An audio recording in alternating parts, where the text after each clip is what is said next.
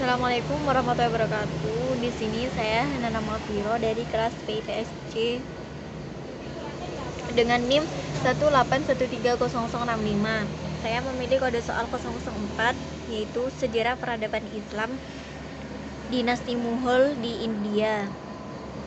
Nah, untuk soal yang pertama, bagaimana Anda memaknai itu berdasarkan sudut pandang substansi peradaban Islam itu ibarat pohon.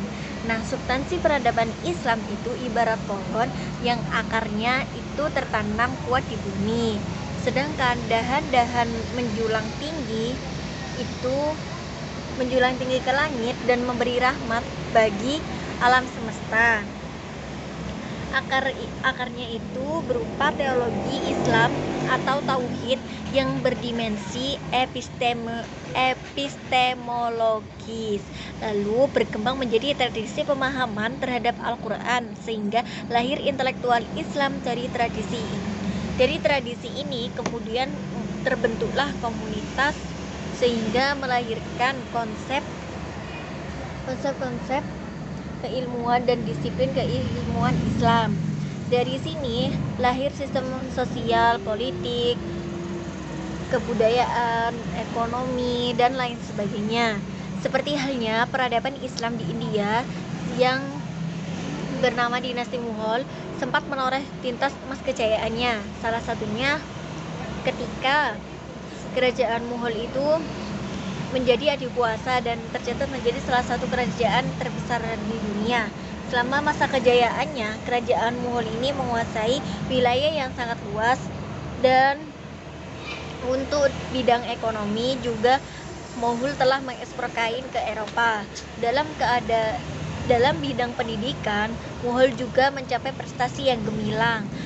Bangunan seperti masjid, madrasah, perpustakaan terbesar di wilayah Mughal ini itu arsitekturnya juga sangat bagus, seperti Masjid Taj Mahal itu yang sangat indah megahnya bangunannya dan arsitekturnya sangat bermakna.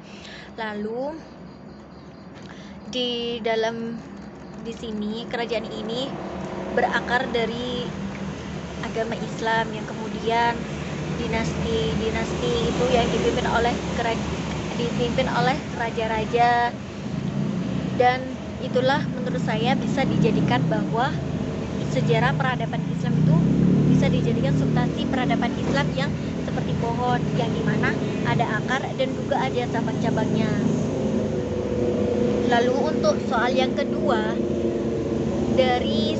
dengan adanya sejarah bisa didapatkan nilai edukatif, inspiratif, rekreatif. Nah, itu nanti dari kerajaan dinasti Mughal, nilai edukatifnya dengan belajar sejarah peradaban Islam pada masa dinasti Mughal di India, kita bisa memperoleh ilmu pengetahuan tentang pengalaman di masa pengalaman para raja dan pengalaman masyarakat yang ada pada dinasti Mughal. Lalu kita juga bisa mengetahui siapa-siapa rajanya dan apa sebab akibatnya dari sebab-sebab dari kemajuan dan kemunduran dinasti tersebut. Lalu bagaimana sifat raja pada saat itu bisa kita jadikan pelajaran, serta kita bisa mengetahui betapa perjuangannya para tokoh-tokoh Islam yang ada di India. Lalu yang kedua, nilai inspiratif. Dengan belajarnya sejarah peradaban Islam yang ada di Mughal ini, kita bisa menjadikan seperti sifat-sifat raja yang gagah, yang sabar, yang cerdas, dan bagaimana menghadapi masyarakat dan bagaimana caranya menjadikan kerajaan itu lebih maju. Nah, sifat tersebut kita bisa jadikan inspirasi kita dalam kehidupan. Jadi nanti kita bisa lebih inspirasi dalam kehidupan nyatanya kita. Lalu nilai rekreatif.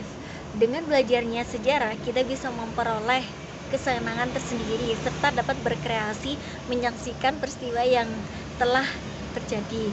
Contohnya, kita bisa pergi ke museum, lalu kita bisa melihat peninggalan lainnya. Kita juga bisa meneruskan bakat-bakat para dinasti, para raja gitu ya. Seperti pada dinasti Mughal ini ada karya sastra yang dimana itu sangat bagus dan itu bisa kita kreasikan lagi. Lalu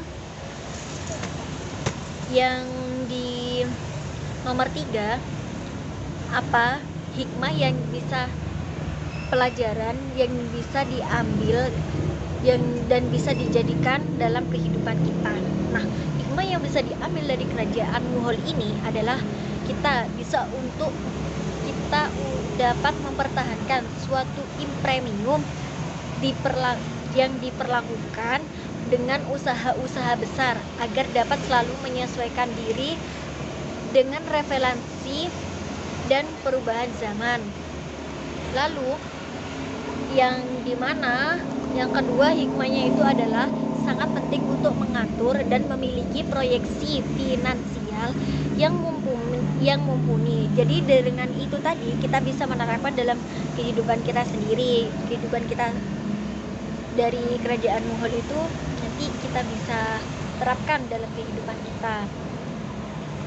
Lalu soal yang keempat, dari beberapa tokoh, sehingga siapa tokoh yang bisa kita jadikan inspirasi dalam memajukan Islam hingga saat ini.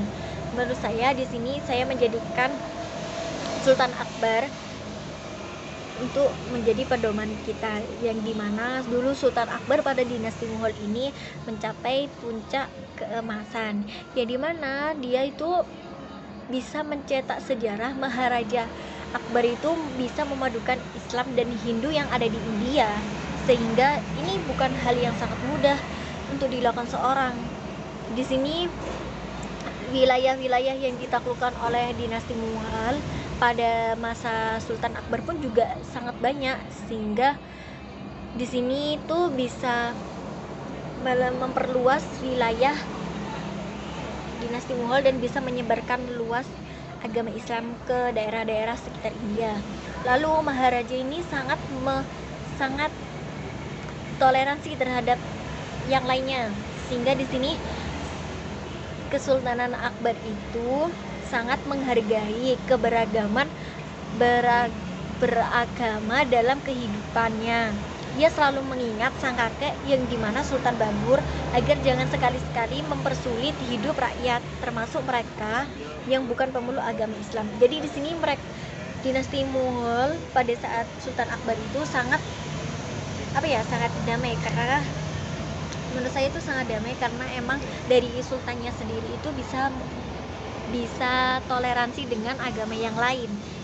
Lalu ia pun memperbolehkan istri dan kaum wanita Hindu lainnya melaksanakan ajaran agama mereka di istana dengan sebebas-bebasnya. Jadi di sini tuh rakyat itu bisa bebas memeluk agama dan bisa bebas beribadah di mana-mana.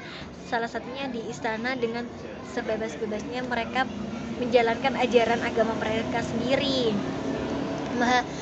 Raja Akbar pun bisa mempersatukan berbagai etnis dan agama ke dalam satu kelas penguasa di dalam pemerintahannya, yakni yang meliputi orang India, Turki, Afghanistan hingga Persia.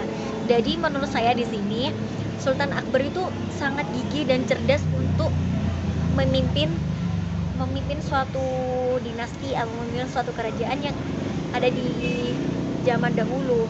Jadi ini bisa dijadikan pelajaran bagi kita bahwa kita tuh harus cerdas menghadapi lingkungan sekitar, harus bisa toleransi dengan agama sekitar meskipun kita itu berbeda agama gitu. Sekian dari saya. Wassalamualaikum warahmatullahi wabarakatuh.